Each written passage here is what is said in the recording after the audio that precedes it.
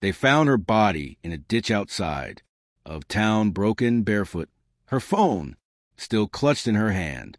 The coroner said blunt force trauma. The police said wrong place, wrong time. I said nothing because I already knew who. The call came from her best friend, voice trembling, breath catching between sobs. They were laughing, Mr. Hale, the mayor's son and his friends. They wouldn't stop. They just kept kicking. Her words broke. Mine didn't. I stood by the kitchen window, the same one my daughter used to sneak out from when she was 16. The rain pressed against the glass like it wanted in. I waited for the police to come. They didn't. The mayor did. He wore his grief like a costume, hand on my shoulder, eyes heavy with performative sorrow. We'll find who did this, he said. But I could already see the relief behind his smile. He thought the show was over. He thought he buried my daughter's story. He had no idea who he'd buried her against. I once specialized in erasing people, not with bullets. Those are too loud, too traceable, with silence, precision, misdirection. I was a black ops handler for 12 years.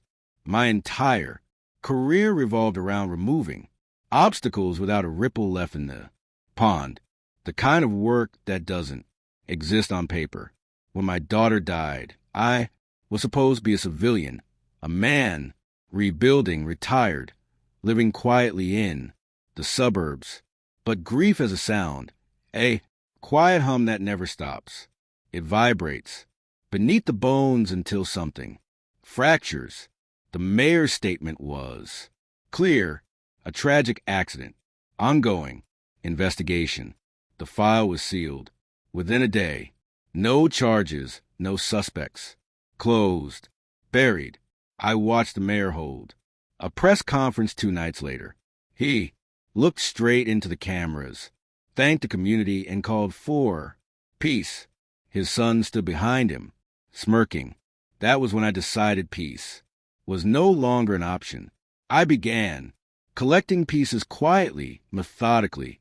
First, the surveillance feeds. Small town police networks are laughably easy to breach. I found footage scrubbed from the original logs, 6 minutes missing from the night she died. I reconstructed it frame by frame. There she was, cornered near the old train yard. 4 men, 1 camera angle. The mayor's son threw the first punch. I memorized the timestamp, 0213 a.m. The police report claimed she died at 2:45. That gap was the space where they buried the truth.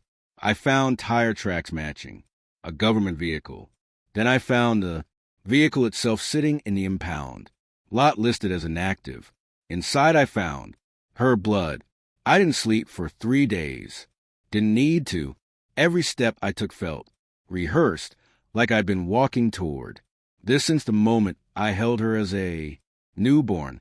When I finally looked in the mirror, I realized something terrifying. I wasn't grieving anymore. I was planning. The mayor's son posted a video. The next night, a party, laughter, drunken faces flashing in neon lights. Someone shouted, "To the reapers, no one touches us." He grinned and raised his drink. Then the screen cut to black. I froze the frame, enhanced the reflection off his glass. Behind him, blood, not his. My daughter's bracelet glinting on the floor. That was all I needed. Proof, undeniable. I printed the still image, placed it in an envelope, delivered it to the mayor's office myself. He looked up from his desk when I entered. No guards, no noise. "Mr. Hale." I slid the envelope toward him. He opened it, his face drained of color. "Where did you?" I didn't answer. Didn't need to. He knew exactly where, and he knew what came next. The next morning, the town woke to chaos. A leaked folder of videos flooded social media, unedited, time-stamped. undeniable. The footage I'd gathered was everywhere. His son's laughter, the attack, the cover-up, all of it. I watched the mayor's press conference. From my living room, his voice broke. This time, no acting, no composure. His son was arrested on live television. The friends followed. He resigned 2 hours later, but it wasn't justice. It was exposure. Justice doesn't exist in towns. Like ours, only leverage. I left an anonymous tip with the FBI. Then I drove to the old ditch road, parked, waited. When the mayor's car approached, I stepped out. He stopped, rolled down his window. Why? He whispered. I leaned closer because he tried to bury her. Then I looked at the ground, and I bury things deeper. He didn't speak again, just drove away, slowly, hollowed out. It's been 4 months. The town's still. Whispers her name like a ghost story. The mayor's son will spend life behind bars. His father disappeared last week. The case was reopened, reclassified, reframed as justice served. They still don't know how the files leaked, how the system collapsed from the inside, how the quiet man on the edge of town dismantled them piece by piece.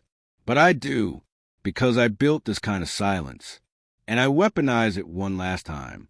I visit her grave every Sunday. I never bring flowers, just my presence and the knowledge that beneath the soil lies more than my daughter's body. There lies the proof that even the powerful can bleed. The mayor buried a cold case. I buried a dynasty. Thanks for watching. Don't forget to like, share, and comment. Subscribe now to Real Life Wonders. Insight World for more amazing stories